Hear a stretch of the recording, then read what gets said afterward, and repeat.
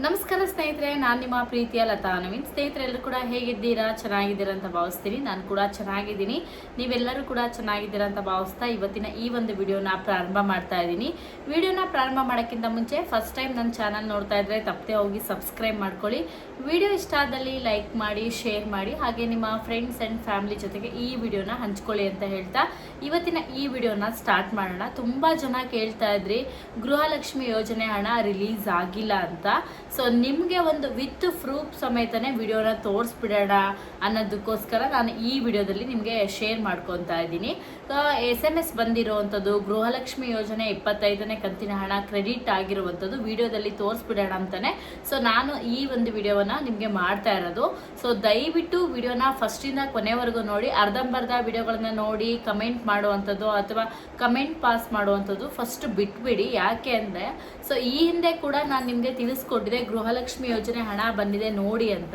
ತುಂಬ ಜನ ಇಲ್ಲ, ಇನ್ನು ಗೃಹಲಕ್ಷ್ಮಿ ಯೋಜನೆ ಹಣಕ್ಕೆ ಆರ್ಡರ್ ಪಾಸ್ ಮಾಡಿದಾರೆ ಅಷ್ಟೇ, ಗೃಹಲಕ್ಷ್ಮಿ ಯೋಜನೆ ಹಣ ಕ್ರೆಡಿಟ್ ಆಗಿಲ್ಲ ಅಂತ ಇನ್ನೂ ಒಂದಿಷ್ಟು ಕಮೆಂಟ್ಗಳನ್ನು ಪಾಸ್ ಮಾಡ್ತಾ ಇದ್ರಿ. ಆ ಒಂದು ಕಾರಣಕ್ಕೋಸ್ಕರನೇ ನಾನು ಈ ವಿಡಿಯೋನ ಮಾಡ್ತಾ ಇರೋದು.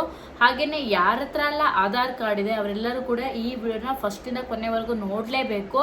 ಮುಂದೆ ನಿಮಗೆ ಗೃಹಲಕ್ಷ್ಮಿ ಯೋಜನೆ ಹಣ ಆಗಿರ್ಬೋದು, ಗೌರ್ಮೆಂಟ್ ಜಾಬ್ಗಳಾಗಿರ್ಬೋದು, ವೀಸಾ ಪಾಸ್ಪೋರ್ಟು ಅಥವಾ ನಿಮ್ಮ ಹತ್ರ ಒಂದು ಆಧಾರ್ ಕಾರ್ಡ್ ಇದೆ ಅನ್ನೋದಕ್ಕೆ ಅದಕ್ಕೊಂದು ವ್ಯಾಲಿಡಿಟಿ ಅನ್ನೋದೊಂದು ಇರುತ್ತೆ. ಸೊ ಇದ್ರ ಬಗ್ಗೆ ಕೂಡ ಕ್ಲಾರಿಟಿಯನ್ನು ಕೊಡ್ತೀನಿ, ಕೊನೆವರೆಗೂ ನೋಡಿ ಅಂತ ಹೇಳ್ತಾ ಇವತ್ತಿನ ಈ ವಿಡಿಯೋನ ಸ್ಟಾರ್ಟ್ ಮಾಡೋಣ. ಹಾಗೆ ಯಾರೆಲ್ಲ ನನ್ನ ವಿಡಿಯೋನ ನೋಡ್ತಾ ಇದ್ದೀರಾ ಪ್ರತಿಯೊಬ್ಬರು ಕೂಡ ಹೋಗಿ ನನ್ನ ಇನ್ಸ್ಟಾಗ್ರಾಮ್ ಪೇಜನ್ನು ಫಾಲೋ ಮಾಡಿ. ಕಮೆಂಟ್ ಬಾಕ್ಸಲ್ಲಿ ಲಿಂಕ್ ಕೊಟ್ಟಿರ್ತೀನಿ, ದಯವಿಟ್ಟು ಹೋಗಿ ಫಾಲೋ ಮಾಡಿ, ಸಪೋರ್ಟ್ ಮಾಡಿ ಅಂತ ಈ ಮೂಲಕ ಕೇಳ್ಕೊತಾ ಇದ್ದೀನಿ. ಇದುವರೆಗೂ ಯಾರೆಲ್ಲ ಫಾಲೋ ಮಾಡಿ ಸಪೋರ್ಟ್ ಮಾಡ್ತಾ ಇದ್ದೀರಾ ನಿಮ್ಮೆಲ್ಲರಿಗೂ ಕೂಡ ತುಂಬ ಹೃದಯ ಧನ್ಯವಾದಗಳು. ಇದೇ ರೀತಿ ಮಾಡಿ ಅಂತ ಹೇಳ್ತಾ ಸೊ ಇವತ್ತಿನ ಈ ವಿಡಿಯೋನ ಸ್ಟಾರ್ಟ್ ಮಾಡೋಣ ಬನ್ನಿ ಸ್ನೇಹಿತರೆ. ಮೊದಲನೇದಾಗಿ ಹೇಳಬೇಕು ಅಂದರೆ ಗೃಹಲಕ್ಷ್ಮಿ ಅನ್ನೋದು ದೊಡ್ಡ ಯೋಜನೆ, ಅದು ಎಲ್ಲರಿಗೂ ಕೂಡ ಗೊತ್ತು. ಕೋಟ್ಯಾಂತರ ಜನ ಮಹಿಳೆಯರು ಇದರಿಂದ ಹಣವನ್ನು ಪಡ್ಕೊತಾ ಇದ್ದಾರೆ. ಪ್ರತಿ ತಿಂಗಳು 2,000. ಈ 2,000ದಿಂದ ತುಂಬಾ ಅನುಕೂಲ ಆಗಿದೆ ಅಂತಲೇ ಹೇಳ್ಬೋದು. ಅದ್ರ ಜೊತೆಗೆ ಕಾಂಗ್ರೆಸ್ ಬಿಟ್ಟಿರುವಂಥ ಉಚಿತ ಬಸ್ ಪ್ರಯಾಣವೂ ಕೂಡ ತುಂಬಾ ಹೆಲ್ಪ್ಫುಲ್ ಆಗಿದೆ ಜನರಿಗೆ. ಯಾಕಂದರೆ ಉಚಿತ ಬಸ್ ಪ್ರಯಾಣದಿಂದ ಮಹಿಳೆಯರು ಕೆಲಸಕ್ಕೆ ಹೋಗುವಂಥದ್ದಾಗಲಿ, ದೇವಸ್ಥಾನಗಳಿಗೆ ಹೋಗುವಂಥದ್ದಾಗಲಿ ಅಥವಾ ರಿಲೇಟಿವ್ಸ್ ಮನೆಗೆ ಹೋಗಲಿಕ್ಕೆ ತುಂಬಾ ಹೆಲ್ಪ್ಫುಲ್ ಆಗಿದೆ ಅಂತಲೇ ಹೇಳ್ಬೋದು. ಆದರೆ ಕೆಲವೊಂದಿಷ್ಟು ಜನ ಬಸ್ಗಳಲ್ಲಿ ನೀವು ನೋಡ್ಬೋದು, ತುಂಬ ಜನ ಮಹಿಳೆಯರೇ ಇರ್ತಾರೆ ಅಂತಲೇ ಹೇಳ್ಬೋದು. ಗಂಡಸರು ಇರೋದು ತುಂಬ ಕಡಿಮೆ ಕೆಲವೊಂದಿಷ್ಟು ಬಸ್ಗಳಲ್ಲಿ. ಸೊ ಎಲ್ಲ ಫುಲ್ ಸೀಟಲ್ಲೂ ಹೆಂಗಸರೇ ಕೂತಿರ್ತಾರೆ, ಕೆಲವೊಂದಿಟ್ಟು ಕಡೆ ಮಹಿಳೆಯರು ಕೂಡ ಕೂತಿರ್ತಾರೆ, ಹಾಗೆ ಪುರುಷರು ಕೂಡ ಕೂತಿರ್ತಾರೆ ಅಂತಲೇ ಹೇಳ್ಬೋದು. ಸೊ ಇದನ್ನ ನೋಡೋದಾದರೆ ತುಂಬಾ ಅನುಕೂಲ ಆಗಿದೆ ಉಚಿತ ಬಸ್ ಪ್ರಯಾಣನು ಅಂತಲೇ ಹೇಳ್ಬೋದು.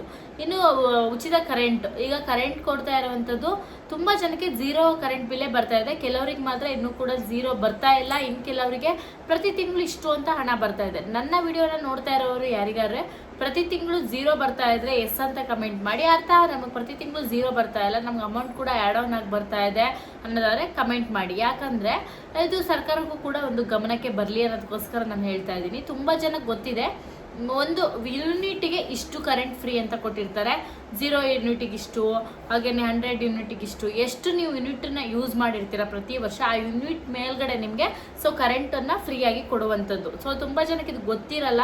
ಸೊ ಇದೊಂದು ನಿಮ್ಗೆ ಗೊತ್ತಿರಲಿ ಅನ್ನೋದಕ್ಕೋಸ್ಕರ ನಾನು ನಿಮಗೆ ಶೇರ್ ಮಾಡ್ತಾ ಇದ್ದೀನಿ. ಸೊ ಈಗ ಉಚಿತ ಬಸ್ ಪ್ರಯಾಣದಿಂದನೂ ಕೂಡ ಹೆಲ್ಪ್ಫುಲ್ ಆಗಿದೆ. ಬಸ್ಸನ್ನು ಹತ್ತುವಾಗ ನಿಮ್ಮ ಆಧಾರ್ ಕಾರ್ಡನ್ನು ಇಟ್ಕೊಂಡು ಅಥವಾ ಫೋಟೋವನ್ನು ತೋರಿಸಿದ್ರೆ, ಮೊಬೈಲಲ್ಲೂ ಕೂಡ ಕೆಲವರು ತೋರಿಸ್ತಾರೆ, ಕೆಲವರು ಇಲ್ಲ ಜೆರಾಕ್ಸ್ ಇಟ್ಕೊಂಡು ಹೋಗಿರ್ತಾರೆ, ಅಥವಾ ಇಲ್ಲಾಂದರೆ ಎಲ್ಲರೂ ಆಧಾರ್ ಕಾರ್ಡ್ನ ಪರ್ಸಲ್ಲಿ ಇಟ್ಕೊಂಡು ಹೋಗಿರ್ತಾರೆ. ಇದರಿಂದ ಕೂಡ ಹೆಲ್ಪ್ಫುಲ್ ಆಗಿದೆ. ಆದರೆ ತುಂಬ ಜನಕ್ಕೆ ಗೊತ್ತಿಲ್ಲ, ಈ ಗೃಹಲಕ್ಷ್ಮಿ ಯೋಜನೆ ಹಣ ಬರ್ತಾ ಇದೆ ಅಥವಾ ಉಚಿತ ಬಸ್ ಪ್ರಯಾಣ ಕೂಡ ಆಧಾರ್ ಕಾರ್ಡಿಂದನೇ ಉಪಯೋಗ ಆಗ್ತಾ ಇರೋದು.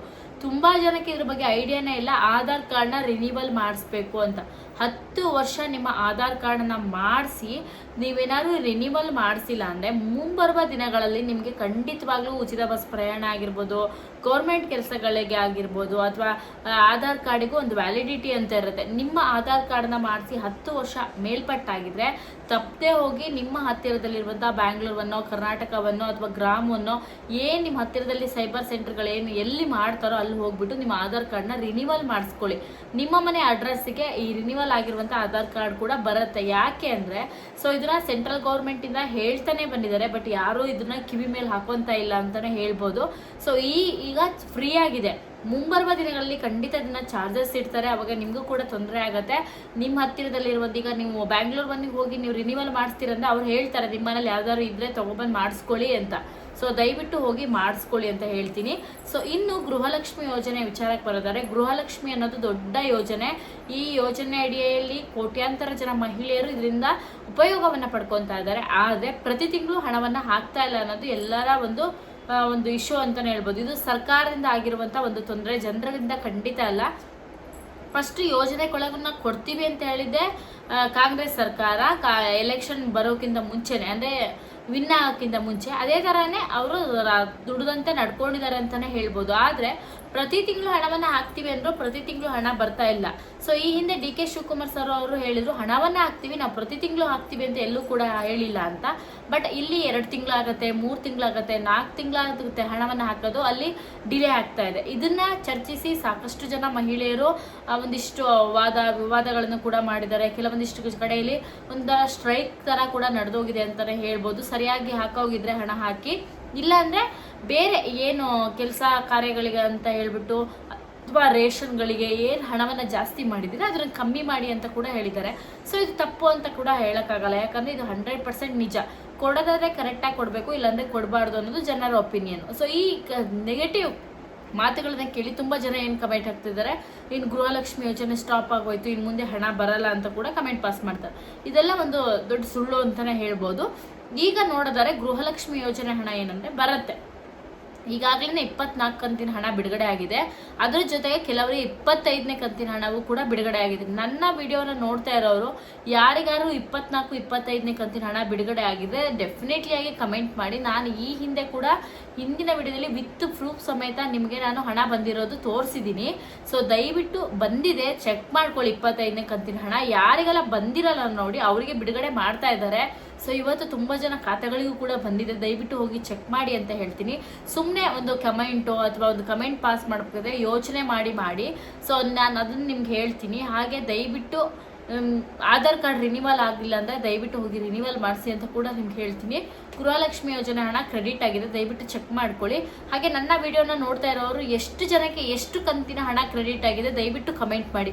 10 ಕಮೆಂಟ್ ಬಂದಿದ್ರೆ 10 ಕಂತು, 25 ಕಂತು ಬಂದಿದೆ 25 ಕಂತು, ಇದುವರೆಗೂ ನೀವು ಎಷ್ಟು ಹಣವನ್ನು ಪಡ್ಕೊಂಡಿದ್ದೀರಾ ಅಂದರೆ ಎಷ್ಟು ಕಂತಿನ ಹಣವನ್ನು ಪಡ್ಕೊಂಡಿದ್ದೀರಾ ಅಂತ ಕಮೆಂಟ್ ಬಾಕ್ಸಲ್ಲಿ ನೀವು ಕಮೆಂಟ್ ಮಾಡಿ ಅಂತ ಹೇಳ್ತೀನಿ. ಯಾಕಂದರೆ ಪ್ರತಿಯೊಬ್ಬರಿಗೂ ಕೂಡ ಗೊತ್ತಾಗಲಿ, ಸರ್ಕಾರಕ್ಕೂ ಕೂಡ ಒಂದು ಗೊತ್ತಾಗಲಿ ಅನ್ನೋ ಒಂದು ಉದ್ದೇಶಕ್ಕೋಸ್ಕರ ನಾನು ಹೇಳ್ತಾ ಇರೋದು. ಸೊ ವಿಡಿಯೋನ ನಿಮ್ಮ ಫ್ರೆಂಡ್ಸ್ ಆ್ಯಂಡ್ ಫ್ಯಾಮಿಲಿ ಜೊತೆಗೆ ಶೇರ್ ಮಾಡಿ ಅಂತ ಹೇಳ್ತಾ, ಸೊ ಈ ವಿಡಿಯೋನ ಇಲ್ಲಿ ಮುಗಿಸ್ತಾ ಇದ್ದೀನಿ. ವಿಡಿಯೋ ಇಷ್ಟ ಆದರೆ ಲೈಕ್ ಮಾಡಿ, ಶೇರ್ ಮಾಡಿ, ಹಾಗೆ ಇನ್ಸ್ಟಾಗ್ರಾಮಲ್ಲಿ ಹೋಗಿ ದಯವಿಟ್ಟು ಫಾಲೋ ಮಾಡ್ಕೊಳ್ಳಿ ಅಂತ ಹೇಳ್ತಾ ಮುಂದಿನ ವಿಡಿಯೋದಲ್ಲಿ ಮತ್ತೊಮ್ಮೆ ಸಿಗ್ತೀನಿ. ನಿಮ್ಮೆಲ್ಲರಿಗೂ ಕೂಡ ಧನ್ಯವಾದಗಳು. ನಮಸ್ಕಾರ ಸ್ನೇಹಿತರೆ, ಥ್ಯಾಂಕ್ ಯು.